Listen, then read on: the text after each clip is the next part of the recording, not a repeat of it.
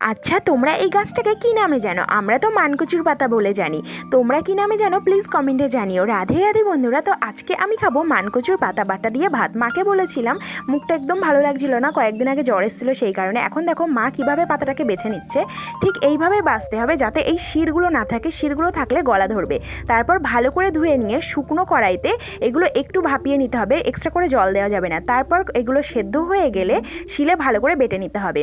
সঙ্গে রসুনও বেটে নিতে হবে, পেঁয়াজ বাটতে হবে আর কাঁচা লঙ্কা বাটতে হবে। একসঙ্গে সমস্ত কিছু ভালো করে বেটে নিয়ে লবণ হলুদ দিয়ে ভালো করে মাখিয়ে নিতে হবে।